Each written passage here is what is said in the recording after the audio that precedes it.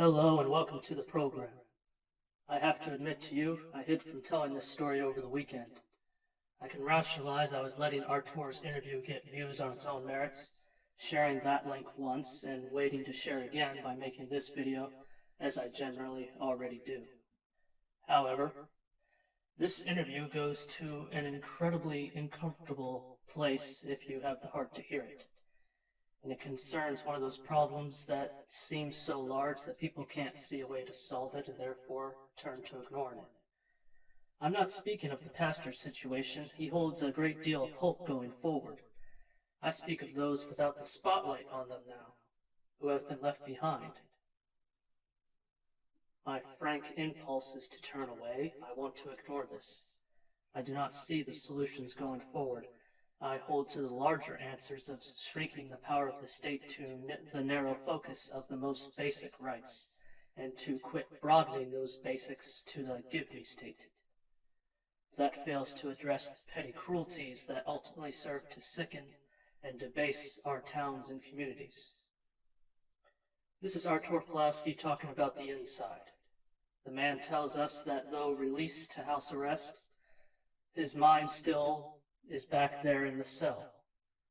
He tells us of the disingenuous nursing care, where he was asked after his well-being as a formality, but were never truly interested in an honest answer. Most poignantly, we learn that he was strip-searched in advance of being released to his family for one final indignity, which, as he termed it, made it surreal to then be embraced by his kindred. The pastor tells us all these things and more in his post-51-day incarceration interview. But his heart breaks for the youth who have been left behind, and as it stands, most are just as likely never to escape. He observed how his fellow inmates were unstimulated apart from reminiscing over life on the streets as the only thing familiar to them. And the pastor described the struggle to improve everyone's situation and redirect their focus. Through his influence, which consisted of sharing his food due to fasting and ministering to each man in turn with the limited time available, the guards reported that the pastor's unit had become the most peaceful in the center. Yet, the inmates had to petition for more time out of their cells, which was seeking parity with the other units that already allowed outside time of 4 to 5 hours a day, multiple times per day. Following this petition, the pastor still encountered prejudice from the guards during prayer study, where they could be interrupted at irregular intervals and have Artur ordered back to his cell. It was so that the inmates insisted a clock be fixed to maintain some consistency. Some words taken directly from the pastor include, "Bureaucracy has no heart. People go crazy because of the system. They want us to act like animals, but we are not animals. There is no hope here. Nothing is being done with that, so those boys go back to what they know. Now I understand why it's a revolving door."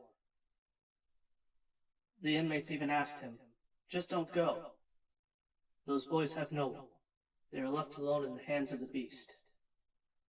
A friend of mine was just beaten by a guard for nothing, punched in the head. You know why? Because he says he likes me.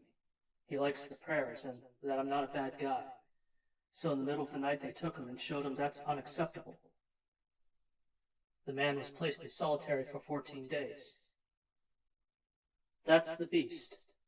Oh, sorry, I should say that's the justice system. For Artur Pawlowski's part, he was taken away under false pretenses, where he was told he had a visitor when he was in reality being transported to the Edmonton Remand Center, where he was placed in maximum security. Someone slipped a paper under the door that said he was supposed to stay there for 15 to 45 days, as a danger to the staff. But despite being given this idea, in reality he spent one freezing night in that cell to then be transferred to the mental ward, which further speaks to the psychological torture the administrators were engaging in during this transfer. He quickly learned that some prisoners simply sought access to the drugs, and so the pastor formed a Bible study of 5 with those who could be reached, in addition to more seeking Artur Pawlowski out for blessings or just to talk. And he quotes one of the prisoners who said, "We need you here. I know you want to go home, but I was praying that God would keep you here for a few more days just for us." We're also told that the protests inspired the inmates, where on one occasion some joined in shouting, "Free Pastor Art!" And there were those that expressed their awe personally, where one said of the protests, "It was the most beautiful thing I'd ever seen. It restored my humanity."